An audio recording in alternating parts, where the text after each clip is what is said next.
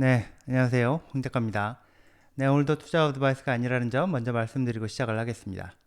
네, 이걸 기점으로 비트코인 시장이 폭발적으로 성장할 수 있다. 이런 전망이 나오는 게 바로 미국에서 비트코인 현물 ETF가 승인되는 일인데요. 다음 달 초에 대다수의 비트코인 현물 ETF 상품이 증권거래위원회 SEC의 승인을 받을 거다. 이런 관측이 우세하고요. 다음 달 10일까지 비트코인 현물 ETF가 승인될 가능성이 90%다. 이렇게 분석하고 있는 블룸버그 애널리스트가 현재 상황을 업데이트를 했습니다. 자, 내용을 보면요. 지난주, 이번주 SEC가 그레이스케일, 피델리티, 프랭클린 템플턴, 그리고 블랙록까지 비트코인 현물 ETF를 신청한 자산운용사 관계자들하고 계속해서 만나고 있다는 건데요. SEC가 이번에도 비트코인 현물 ETF를 거부할 가능성이 매우 낮기 때문에 승인해 줄 생각이기 때문에 그래서 지금 이렇게 업체들을 만나서 협의를 하고 있는 걸로 보인다. 자, 이런 스탠스로 지금 현재 상황을 분석을 하고 있습니다. 자, 블랙록이요. 자기네가 팔려고 하는 비트코인 ETF에 월스트리트 은행들도 참여할 수 있도록 ETF 상품 구조를 지금 바꾸려고 하고 있다는 기사도 나왔는데, 이게 복잡하게 보이는 기사인데 핵심만 간단하게 보면요. 지금 같은 규제 상황에서 미국의 은행들이 ETF 거래를 하기 위해서 이 코인을, 암호화폐를 직접 만지면, 비트코인을 직접 만지면 이게 복잡해지고 규제 때문에 귀찮아지는데, 은행들이 직접 비트코인을 만질 필요 없이, 코인을 만질 필요 없이 그냥 현금으로 ETF 거래를 할 수 있게 해주는 방식으로 ETF 상품 구조를 바꾸려고 하고 있다는 그런 내용입니다. 자, 블랙록이 기존 은행들이 대거 참여할 수 있도록 은행들을 끌어들이기 위해서 지금 SEC에 이렇게 요청을 해놨다는 거고요. SEC에서 이걸 받아들여주면 미국의 은행들이 아주 편하게 쉽게 비트코인 ETF 거래를 그냥 현금으로 할 수 있게 된다. 이런 내용이라고만 알면 되겠습니다. 네, 블랙록이 이 판을 키우기 위해서 SEC한테 이렇게 요청을 했다는 그런 얘기가 되겠네요. 네, 위조 여권 사용 혐의, 이런 혐의 등으로 몬테네그로 감방에 있는 테라폼 랩스 권도형.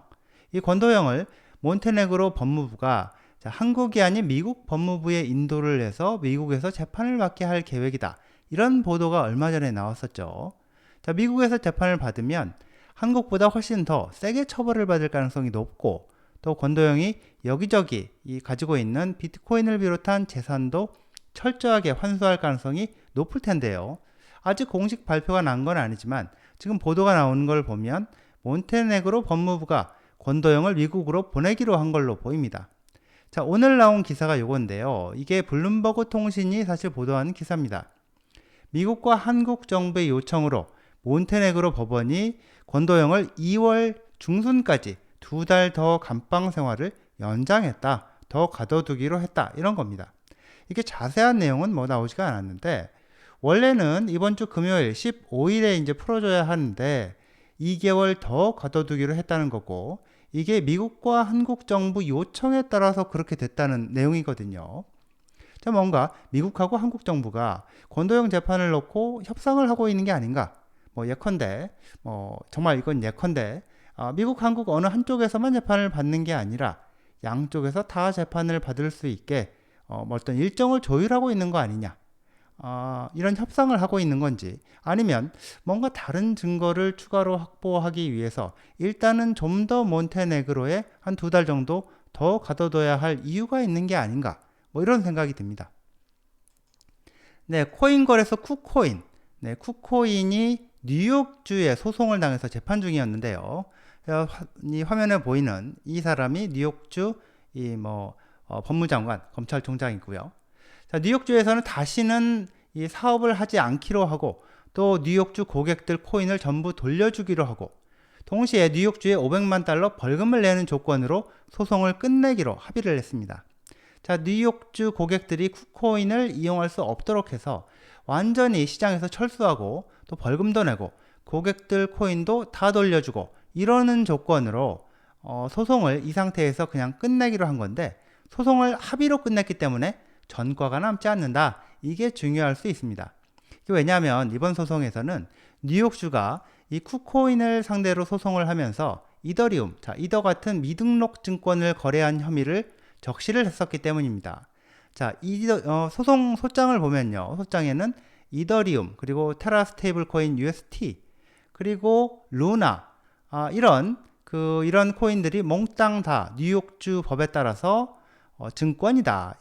그런데 이런 증권을 쿠코인이 뉴욕주 법에 따라 증권거래 허가를 받고 관련 절차를 따르면서 거래를 하지 않았기 때문에 이게 법 위반이다. 뭐 이런 혐의가 들어갔었거든요. 이번에 합의로 소송을 끝냈기 때문에 자, 법원 판결까지 가지 않은 겁니다. 자, 디크립트라는 매체가 보도한 걸 보면 이 부분을 강조를 해서 보도를 한 건데요.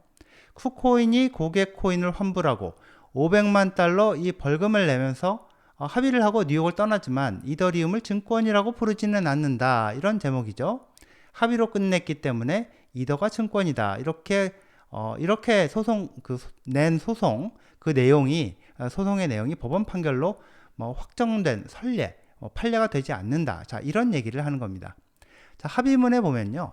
자, 이렇게 되어 있는데 합의문에 보면 쿠코인이 어떤 거는 증권이고 어떤 거는 상품인 그런 코인들을 사고 팔고 하는 거래 서비스를 면허 없이 뉴욕에서 이 법적 절차를 준수하지 않고 제공을 했다는 점을 인정한다. 이런 내용이 들어가 있습니다. 그렇지만 구체적으로 어떤 코인이 증권이고 어떤 코인이 상품이다. 이런 내용은 합의문에 들어가 있지 않습니다. 네, 여기까지입니다. 시청해 주셔서 감사합니다.